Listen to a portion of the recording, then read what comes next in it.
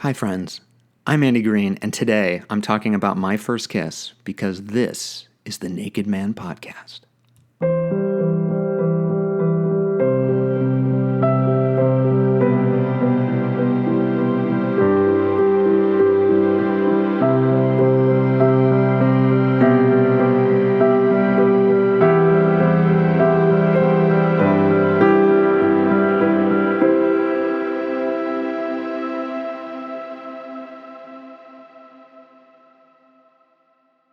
I was a senior in high school, and I was sitting beside my mom in the gymnasium at a table with other mothers and their kids.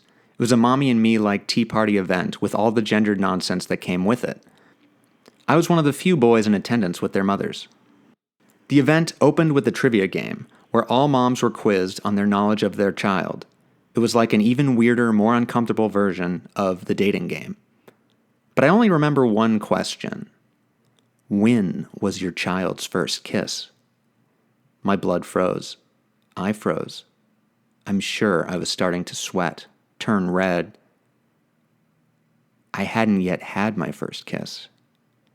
As other moms chuckled and wrote down their answers, my mom eventually did the same. I was mortified. Thankfully, these Q&As were insular, private, but at the time, I didn't know that. It felt like I was on a stage about to be laughed at, surrounded by all the girls that I wanted to kiss. What was my mom's answer going to be? Did she know? Of course she knew. I barely ever had girls over in high school. I was filled with shame and embarrassment. But when it was time to reveal our answers, my mom smiled and said, "Chelsea, when you were 3. I exhaled, I laughed. Chelsea was my best friend from when I was a baby up to preschool. Of course we had kissed, even if it wasn't the kind of kiss the organizers were referring to. It was a loophole, but I was eternally grateful to leap into it. Bless my mom for sparing me that embarrassment. Chelsea was the closest thing I had to the girl next door, and when I was lonely and depressed in my early 20s, I wanted to track her down to complete what would be our incredible love story. I had clearly watched too many teen dramas. It needs to be noted that Chelsea wasn't my first real kiss. It was only recently I even remembered my first kiss. I had forgotten it. Repressed the memory. Now, I'm not sure how old I was, probably 6 or 7, but I could be younger than that. I was in the woods with a group of friends, a mixed allotment of girls and boys. We were playing make-believe, pretending to be adults in the real world. We coupled off, of course, because we must all be married, have a house, have a family before we could be proper adults and have kids of our own someday. This was obvious to every one of us. But unfortunately, there was an odd number of boys and girls, an extra boy, of course. Even then, I recognized the other boy's discomfort at pairing off with another boy. So I volunteered to be this other boy's husband. I may have even proposed dramatically to him. The boy's name was Ted, but even at that young age, my parents called him Pink Ted. Even then, I knew this effeminate nickname wasn't exactly complimentary. Sure, it was in good fun. It wasn't full of malice. I knew my parents liked Ted, but it was still a joke. And they were pointing out how different Ted was from the other boys. The inference was clear. Ted is gay.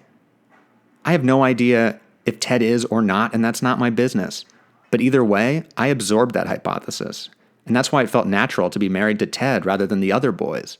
We were playing after all, and I was determined to be authentic, a method actor seeking to be real, natural. From what I can remember, and I really have no idea how accurate any of this is now, Ted and I got married in the woods in front of everyone.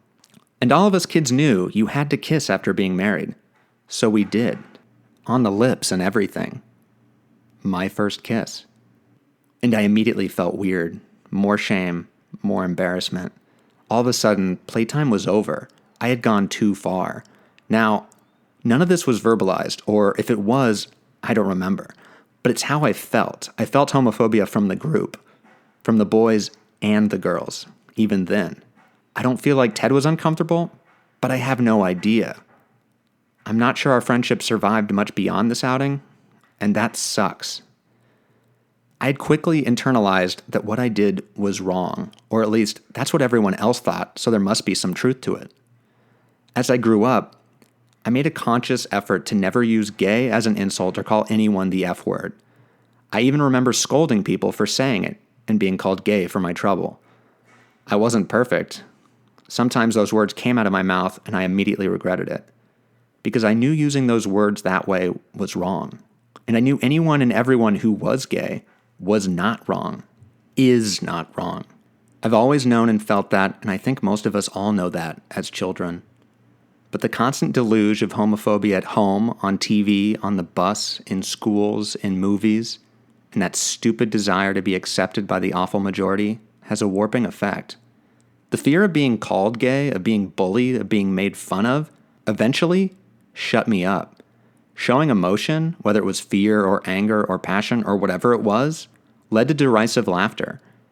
Whenever I dared to show my feelings around other boys, the word gay wasn't far behind. I knew I wasn't gay, but sometimes at night I'd wonder, what if I was? What if I found another man attractive? Would I lose my friends? Would my parents still love me? What would happen if I imagined someone else's penis? What would that mean? If this happened, and it did every once in a while, I'd be terrified, confused. I'd literally shake my head. I'd clear it away like I was haunted by infectious cobwebs. That's not okay, Andy. What if someone found out? Found out what? That I'm curious? That my mind explores all kinds of possibilities? That it's natural to do so? I believe so much homophobia and hate comes from boys and men who have had a sexual thought or feeling about another man. I imagine we all have. And there's this fear that that changes us, that this thought is evidence that can be used against us. After all, we've all been told this is wrong, so we must be wrong for having this thought, and we direct that inner hatred out against the people brave enough to be their complete selves. It wasn't until I was in a secure, loving relationship with a woman that I was able to even consider these things with any confidence and clarity, to realize that sexuality isn't black or white, and the world certainly isn't either, and we'd all be better off acting like it. Now, I know I'm privileged, that I had and have way less to fear than the people who have more than fleeting thoughts to worry about. I can only imagine how Ted feels, and I've had many sleepless nights wondering about him. Nobody should be up at night worrying if their friends or parents will still love them for being true to themselves. I wish I had been braver growing up and been there to listen to the Teds in my life if they needed me, when they needed me. Instead, I allowed other boys to shut me up. I hid for my own safety. Not anymore.